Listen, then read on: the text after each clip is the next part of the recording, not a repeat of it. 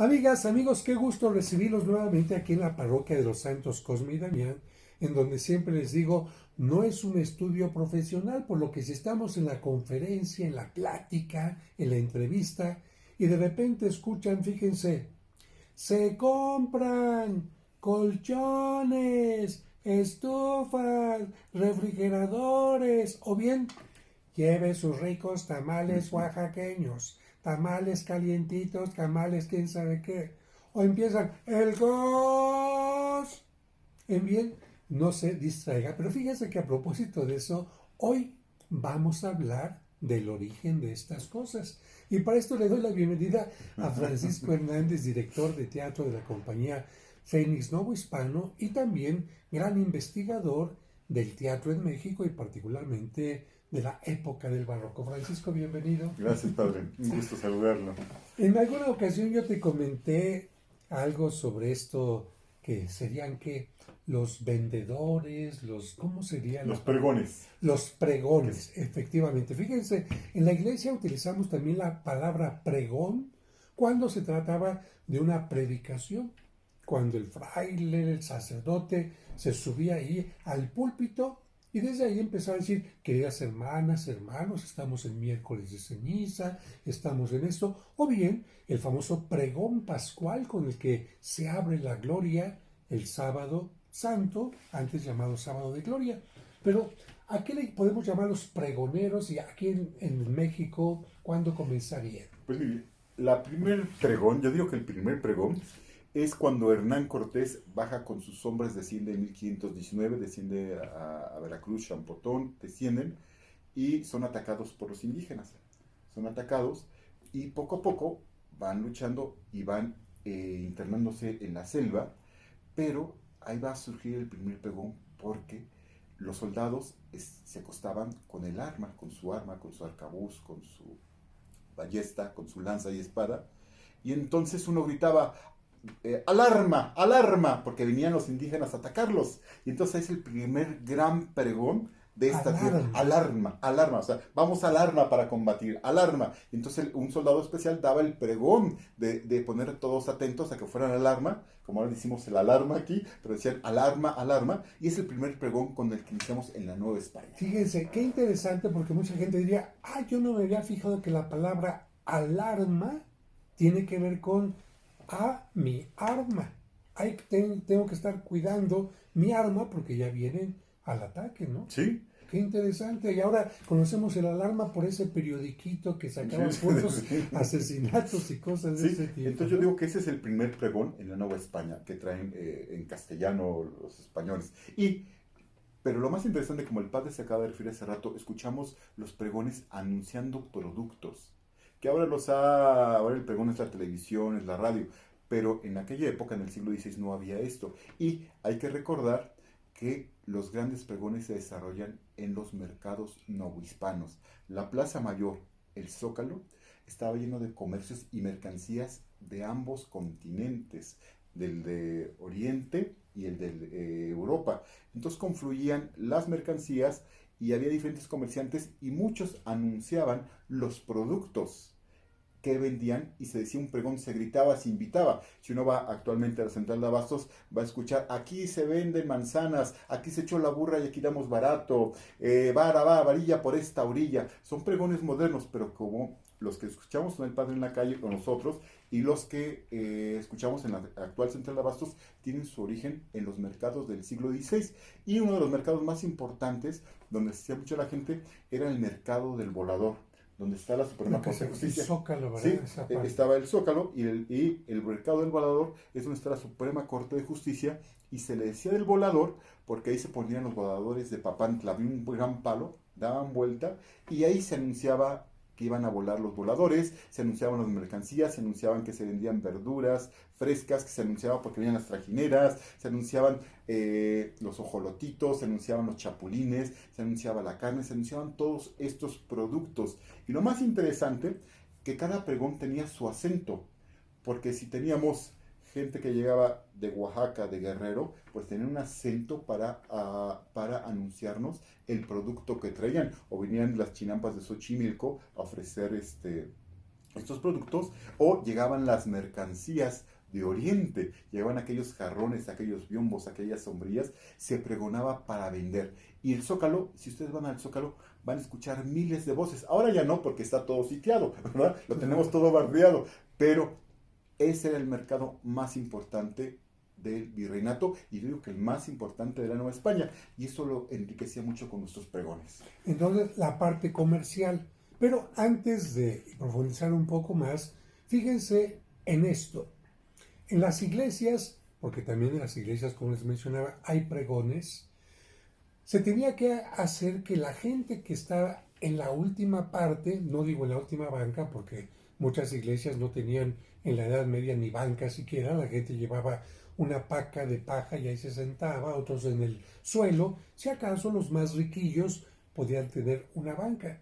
Pero ¿cómo hacer que la gente que estaba hasta atrás pudiera escuchar? Pues hay que gritar.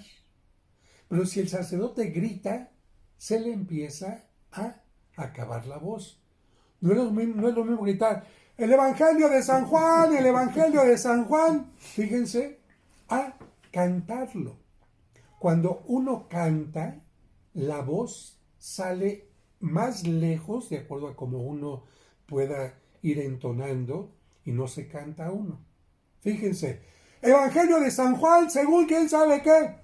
Evangelio de San Juan número 28. Y le hago el alargamiento para que llegue la primera, segunda, tercera, cuarta, quinta, sexta, séptima, octava, novena, décima, onceava fila. Y desde allá me contestaban para que yo los oyera. Amén. De ahí surge el tener que cantar. Por eso también imagínense ustedes al periodiquero. ¡La extra! ¡La extra! No se cansa. Lleve la extra, el periódico que todos escuchan. Fíjense. Lleve sus tamalitos. Se compran colchones. ¿Ve? Ahí viene la parte cantadita, no es solamente la gritada. Por eso qué interesante lo que mencionas ahorita, todos los tonos de el que llega de el que vengo a venderle acá del sureste, o el que lleva sus tortillas.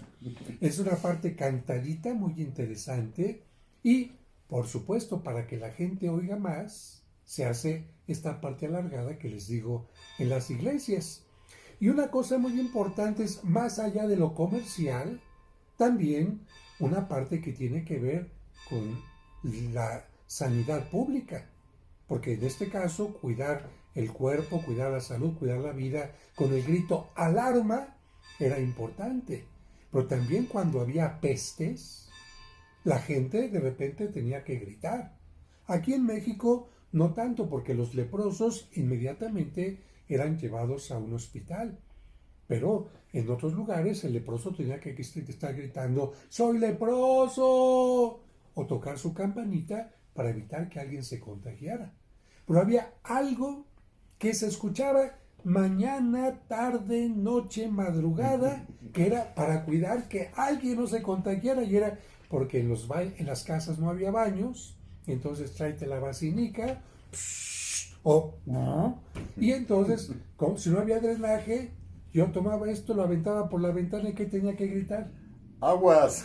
¡Aguas! Y no eran las aguas purificadas, evidentemente, no eran la electropura, lleva electropura, porque ahora sí gritan ahora, ¿no? Sí, sí. El agua, sino era aguas y era otra forma de pregonar. Y Francisco nos va a contar también cuando empieza a amanecer o cuando empieza a anochecer, pasaba alguien encendiendo con cosas, era primero de nabo, me parece, el Sí. aceite, ¿no? ¿Qué gritaban? Gritaban la hora, las 11, bueno, la más famosa es las 11 y sereno, porque de ahí surge una leyenda que ahorita me gusta narramos, las 11 y sereno, las 10 y sereno, el pregonero, el serenero, iba dando la hora. Y algo muy interesante aquí, ¿saben ustedes cuál fue la primera calle que tuvo alumbrado público? Y dejó gran importancia en esta ciudad, fue la calle de República de Uruguay, donde vivía don Manuel de Solórzano, porque él había tenido una escena de celos y pensaba que su esposa lo engañaba. Entonces era Celórzano. Celórzano, exacto. Era Celórzano. Celórzano.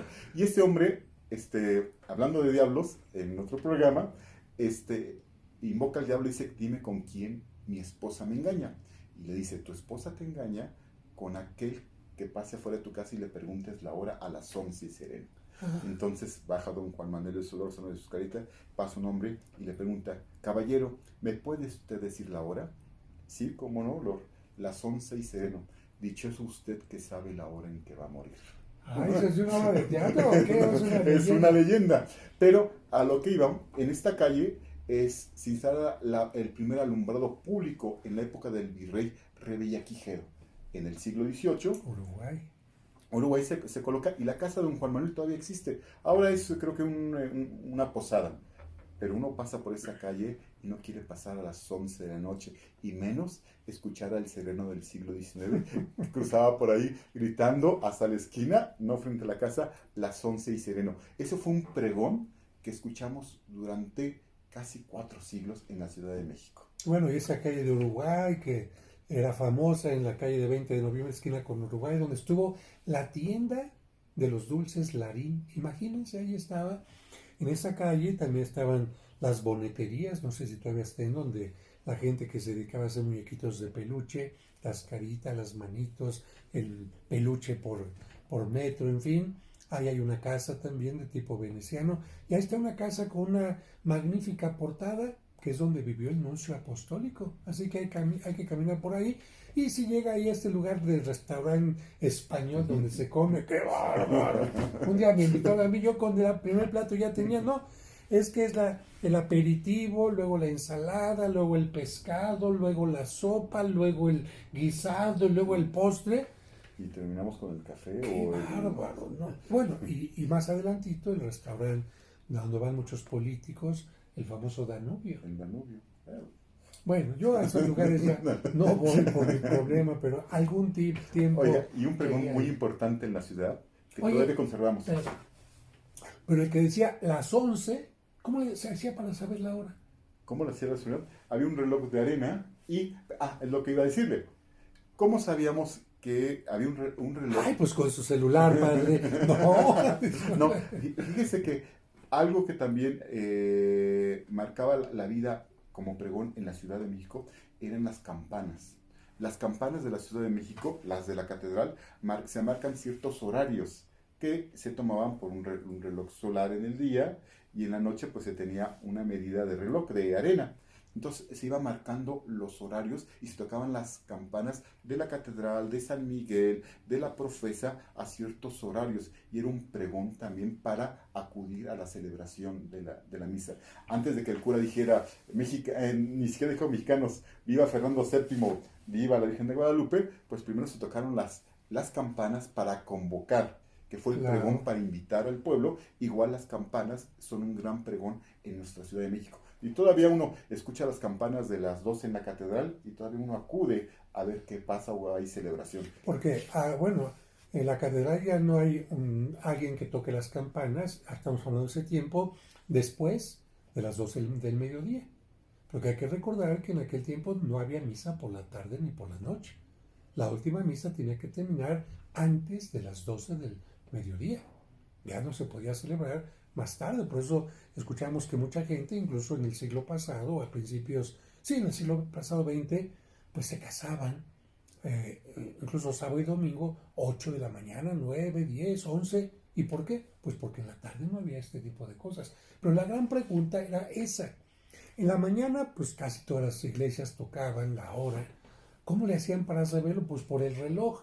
Y en la noche, padre, ya se pagó el reloj. No, bueno, tendrían que tener su propio horario. ¿Cómo le hacían los monjes para rezar las horas, las vísperas, las completas, los maitines? Ciertamente tenían que tener un mecanismo especial. Yo, por ejemplo, ahorita reconozco, no sé cuál haya sido el primer reloj mecánico que hubo en México, ni dónde está. Hay una fábrica de relojes maravillosa, los invito a que vayan allá a este lugar en Puebla, donde está el museo más importante de relojes. ¿Lo conoces? No. Bueno, No sé si quiere conocerlo. es el lugar donde están las manzanas de Puebla. ¿Cómo? Zacatlán. Efectivamente, ahí en Zacatlán, vayan un día, mejor dicho 3 días, porque hay unos cañones maravillosos donde pasa uno por un piso de vidrio. Están unas cascadas increíbles también por ahí. Están los conventos quizás más antiguos de México, mucho más antiguos algunos que incluso de aquí, de la Ciudad de México. Y por supuesto está también este Museo del Reloj, que ha hecho muchos relojes últimamente para grandes compañías, por ejemplo el del Parque Hundido, en fin. Pero ahí hay relojes de cera, de arena, de agua, y no te imaginas qué cosas tan increíbles hay en ese lugar. Pues a ver, quería visitarlo. Bueno, pero entonces lo que decían era, son las 8 y todo está tranquilo. O sea, no hay incendio, no hay nada, puede usted dormirse tranquilamente. Y eso daba tranquilidad, ¿no? Sí, es el nuevo principal pregón de esta ciudad. Ahora, ¿tú de qué pregones te acuerdas ya en este tiempo? ¿De qué pregones? Bueno, me acuerdo así, bueno, ahorita voy a decirlo, por Así decirlo, los que el de los tamales oaxaqueños, el de ahí en Chabacano, en Marcos Carrillo, pasan gritando tortillas, o sea, Sí, cantando, pasan anunciando vendiendo tortillas, no solo tortillas, pasan vendiendo productos en torno a la tortilla, hojas de tamal, y esto es el pregón más reciente que he escuchado, pero uno si va a la Lagunilla o va aquí a la calle Correo Mayor, va a escuchar una diversidad de pregones. Pásele, güerita, varilla, por esta orilla, se los lleva aprobados y no se los, se los probamos ya puestos o dispuestos. O sea, hay una infinidad que es muy interesante escucharlos todavía en el centro histórico, como persisten estos pregones a través del tiempo. Y es una forma, un contacto directo con el público de poder llamar su atención y tener una comunicación para hacer una venta. yo recuerdo evidentemente el pan, ¿no? El gas, o sea, así Sí. como lo más sencillito. Ya de periódicos yo creo que ya no escuchamos que venda ahí en el periódico. La lotería, La lotería, pues también lleves el cachito, lleves el sí, cachito. todavía lo siguen pregonando, sacas la lotería, pues sí. Y hay otro tipo de pregones que ahora son, por ejemplo, musicales. ¿Quién no se acuerda de los carritos con sus campanitas, ¿no? Los que llevaban los helados, que después se convirtió en una camionetita con una cajita de música que la escuchaban los niños y mamá, mamá, mamá, luego, ese tipo de cosas.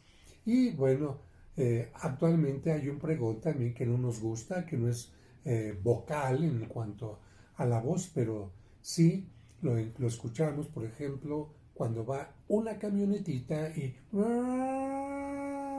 una sirena, que significa abran paso, una patrulla, una ambulancia, y también, evidentemente, los bomberos, pero el que menos nos gusta es el de la alarma Sí, sísmica, ¿no? exacto. Que es un pregón también. Es un pregón exacto, colocado en cada colonia, en cada calle, hay estas bocinas enormes que de pronto dicen alarma sísmica. Entonces ya nos pone en tensión, ¿no?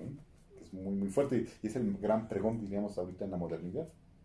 Así es, y bueno, y las campanas que siguen llamando a misa, primera llamada, segunda llamada, tercera llamada, creo que son una manera de invitar a la gente para que se ponga al pendiente de algo, porque las campanas también se tocan cuando hay, por ejemplo, la muerte de alguien querido, importante, cuando hay quizás algún incendio, alguna llamada de atención, como lo hizo también Miguel Hidalgo.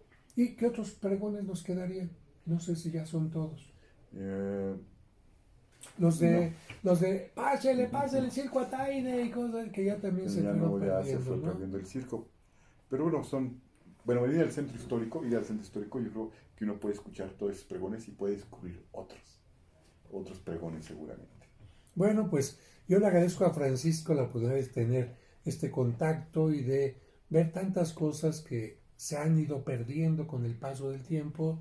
Se ha perdido la voz del periodiquero, se ha perdido la voz de aquel que gritaba leche, porque ya no se vende leche como se vendía antes, porque en la Ciudad de México había, ¿cómo se llama? Establos. Se Sí, perdió sí. aquel que vendía los tejocotes también caramelizados. Las Y, manzanas, los plátanos, el carrito de los camotes. de los caballos. Por el ese carro de sonido los tan particular, ¿no? Que era, todavía habita en la Ciudad de México, el carro de los camotes. Entonces, oye, ¿y por qué no invita a sus invitados a que nos manden pregones a su programa? Saber qué pregones se escuchan en la provincia o en otros países para saber y conocer todos los pregones que hay en otras entidades. Bueno, pues entonces nos quedamos con este último pregón. Primera llamada, primera, segunda, hasta en el teatro siguen. Bueno, el pregón no existía, las llamadas no existían en el teatro antes. Por ejemplo, Sor Juana, para llamar la atención, decía silencio, atención, ¿cuál de los bienes puede ser el mejor? Y era una loa para llamar la atención del público que iba a iniciar la obra. Ah, Entonces, las llamadas ya son posteriores, ya al siglo XIX. En el barroco no existían las llamadas. bueno, cuántas cosas se pueden aprender. Gracias, póngale like a este video y nos vemos en el siguiente.